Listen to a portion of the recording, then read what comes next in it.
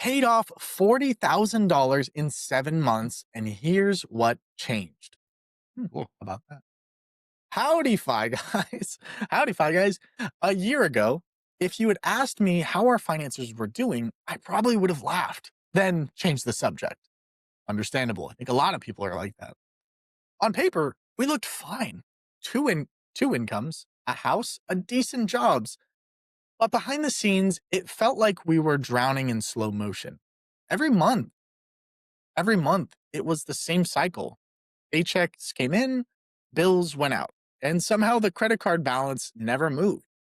In fact, they kept growing, and we were carrying almost $160,000 in debt.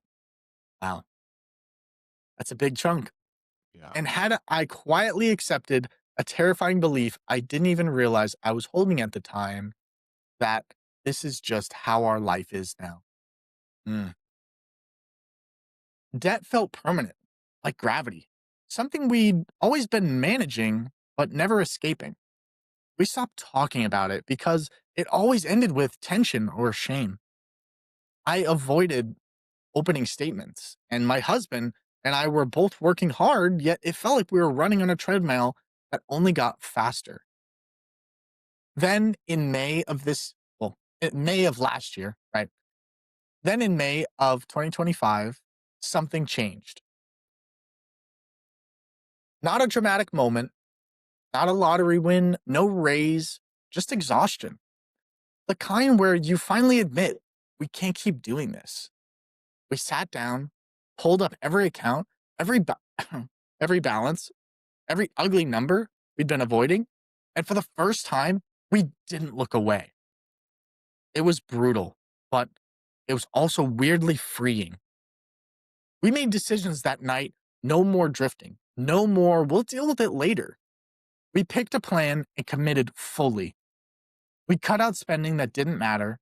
We said no to things that used to feel like non negotiables, and we redirected every single dollar towards high interest debt and treated it like an emergency because it was an emergency. Fast forward 7 months, and we've paid off almost $40,000 in debt. Read Whoa. that again because I still have to. We started with $160,000, and now we're down to $122,000. And for the first time in my adult life, the numbers are moving in our favor. The balances are shrinking, the anxiety is quieter, and the conversation about money, well, they don't feel like landmines anymore. What's wild is how much our mindsets have changed. A year ago, I couldn't imagine ever being debt free. Now, we're looking at being completely debt free, minus the mortgage, by fall of 2028. It doesn't feel like a fantasy anymore. It feels inevitable. Our goal for 2026 is to knock out another $50,000 and finally start funding my husband's 401k again, something we had to put on hold because the debt, well, it felt more urgent. Knowing that our high interest debt will soon be gone has given us permission to think beyond survival and to start planning for a future again. The biggest surprise through it all, though, this money wasn't the hard part, but the emotional shift was the hard part, and it was the most powerful part. I didn't realize how much debt had quietly shaped our identities, how it made us feel behind, irresponsible, and stuck. Paying it down, it didn't just improve our net worth, it gave us back a sense of control, confidence, and momentum. We're not done, we're still in it, but we're no longer hopeless. And that might be the biggest win of all. Thanks for giving people like us a place to say this out loud. It matters more than you know. From debt stressed to progress obsessed. How about that? Well, congratulations. Yeah. We need a clap button on the podcast. I think we'll have to add that in for next episode. That's amazing. That's wonderful. That is super wonderful. $40,000 in 7 months. I mean, that is a huge feat. That's amazing. That's Yeah. super exciting. Chris, what do you? I mean, I don't know if they're asking I asking don't know what they much. want from me. Just I think it's just you did it. The celebration post. I love a celebrate. It's nice when things aren't sad. Um, so Yeah, that's good. that's not normal for us. That's not normal. Yeah. It's usually like, "Hey, I'm 19, I just graduated high school, and I think I just ruined my whole life. I just got my first credit card." It's like, "Nah, no, Yeah, you didn't, but trust me, you're fine. you're fine." Yeah. So, yeah.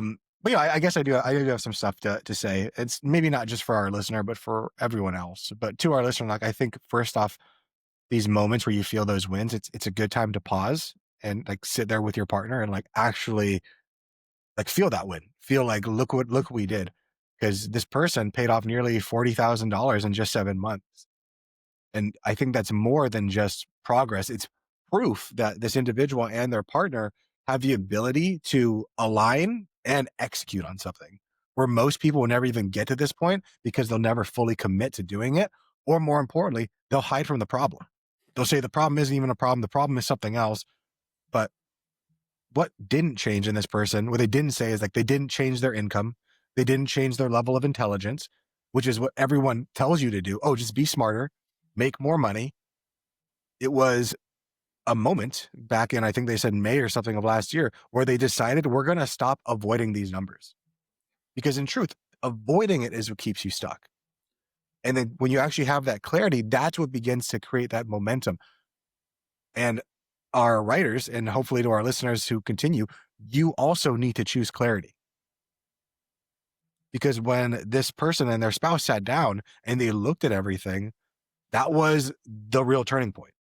That was the moment that they decided, we're not just going to grit it through it. We're not going to blame it on payments. We're not going to blame it on spreadsheets. We're going to reclaim control of our lives one step at a time. And sometimes it's slow. I'm sure there's many people who are going to say, "Oh, only $40,000." Like you're not even halfway there. But that's how progress is made.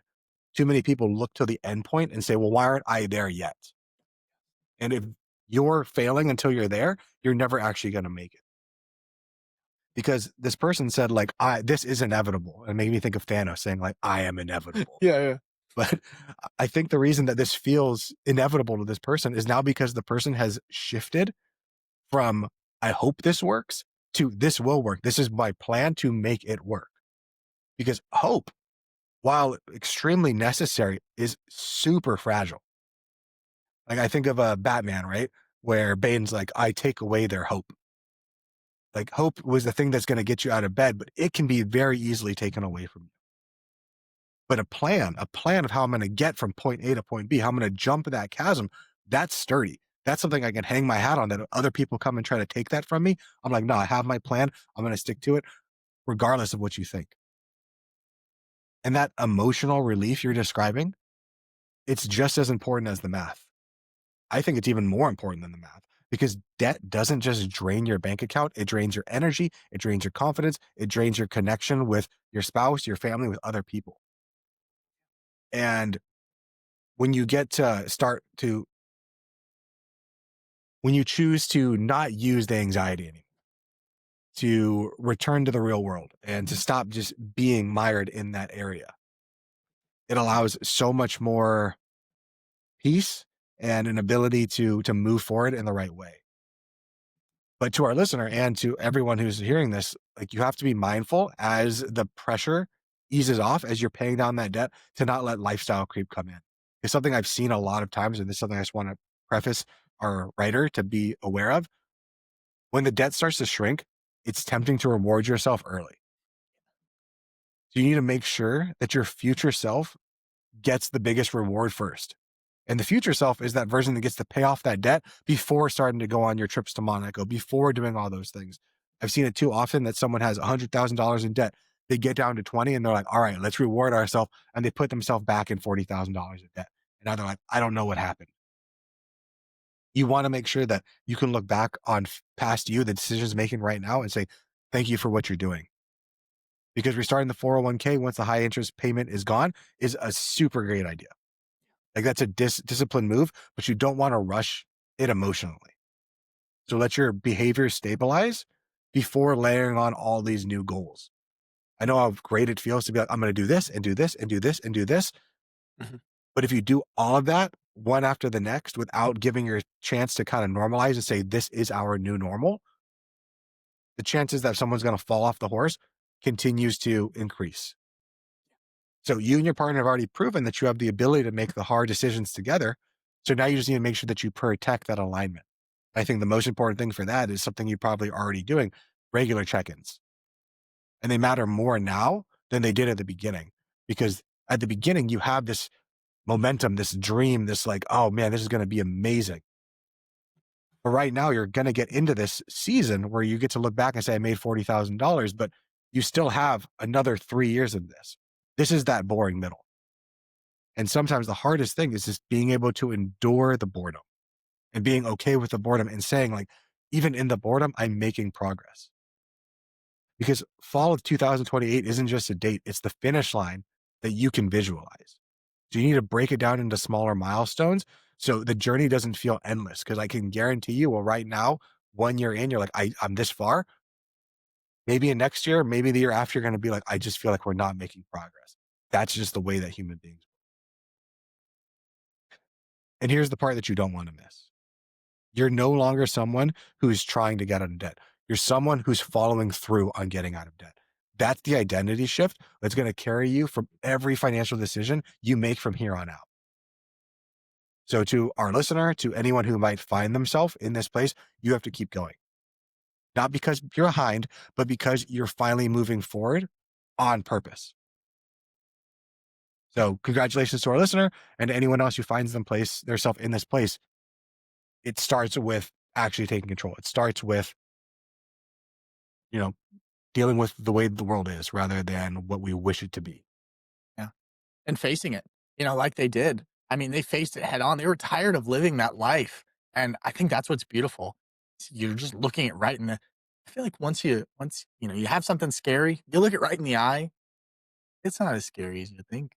Unless it's like a polar bear, that'd be pretty scary. Thankfully, it's not a polar bear situation. Thank goodness. It's just a debt situation. Much easier to deal with than a polar bear. And they're already killing it, right? 40,000 down. Here's to the next 40. I love it. That's exciting.